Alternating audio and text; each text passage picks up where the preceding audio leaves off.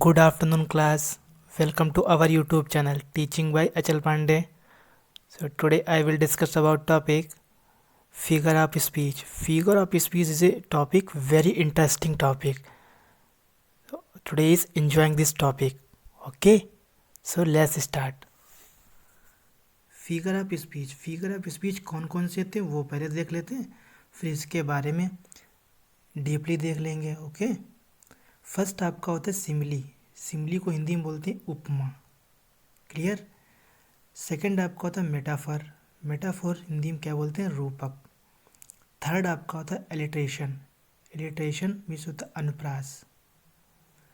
Fourth आपका होता है हाइपरबोल. क्या बोलते हैं इसको? अतिशयोक्ति.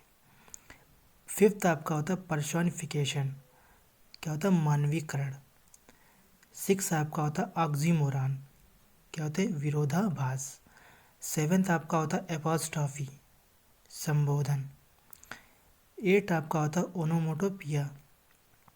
सो अभी कितने फिगर ऑफ स्पीच होते हैं? 8 होते हैं. मैंने आपको वही पढ़ा है जो आपके लिए मोस्ट इम्पॉर्टेंट है एग्ज़ाम के लिए. और ये आपको 8 के 8 लर्न वर्क करने क्योंकि यहाँ से 1 या 2 क्वेश्चन ज़रूर बन जाते हैं. क्लियर. सो देख लेते हैं डीपली. अब जाते हैं. फर्स्ट आपका है सिमिली. फिर डिफिनेशन देखते हैं, फिर इसका example. Okay, comparison between two different things और अनलाइक ऑब्जेक्ट. क्लियर. तो जो कोई दो चीज़ है उनका जब हम कंपेयर करेंगे, मतलब एक चीज़ से दूसरी चीज़. मैं आपको इसमें हिंदी में क्लियर करता हूँ. जैसे आपने कोई एग्ज़ाम दिया और आपके दोस्त ने भी एग्ज़ाम दिया. तो जैसे अगर आपका बाई चांस नहीं हो पाया और आपके दोस्त का सिलेक्शन हो गया, तो घर वाले क्या कहेंगे?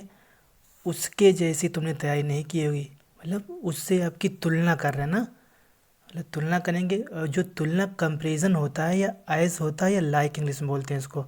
लाइक की तरह एज डॉटेड एज जो भी होता है वो भी उसी की तरह होता है. तो ये किसी दूसरे से तुलना करना, मतलब कंपेयर. तो एक दूसरे से कंपेयर करना क्या होगा? ये आपका सिमिली हो गया. ओके, हिंदी में क्या बोलते हैं? उपमा बोलते हैं. इसका एग्जाम्पल देख लेते हैं. आई होप मैंने अच्छे से एक्सप्लेन कर दिया होगा. क्लियर. एग्जाम्पल देखते हैं. I wandered lonely as cloud. यहाँ पर एज वर्ड आया है. जहाँ पे अगर एज आए या लाइक आए तब भी समझ जाना कि सिमिली होगा. क्लियर. ओके, सेकंड आपका देखते हैं मेटाफर. इसकी डिफिनेशन ये होती है कि metaphor as an implied simile. मतलब जिसे ये जो मेटाफर होता है इसको क्या बोलते हैं हिंदी में? रूपक. क्लियर. तो मेटाफोर मतलब इसके मतलब ये तरह तो कार्य करेगा, मगर उसके गुण तो होंगे उसकी तरह, मगर उसकी तरह कार्य नहीं करता है. क्लियर.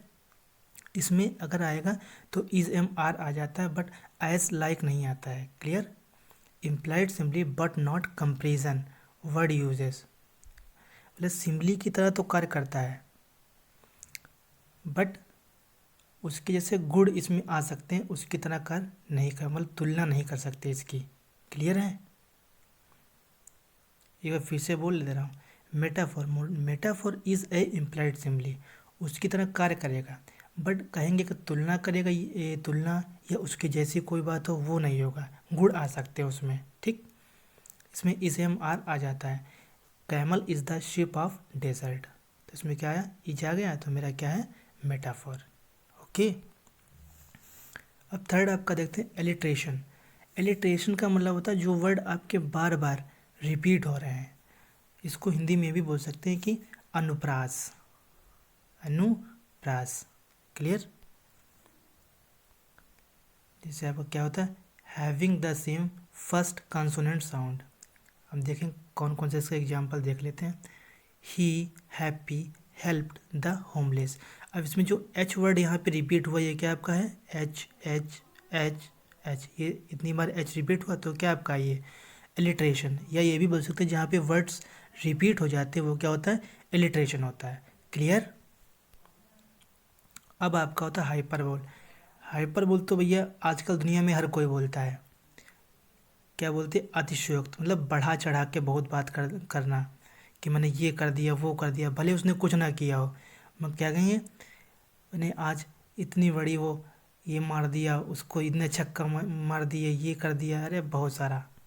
यहाँ पर क्या हाइपरबोल से reverse of blood, flood in the battle, मतलब युद्ध में खून की नदियाँ बह गई, मगर ऐसा होता नहीं है, खून की नदियाँ कभी नहीं बहती हैं। हाँ, खून तो निकल सकता है, बस कहीं खून की नदियाँ बह गई, इट इज़ रॉन्ग।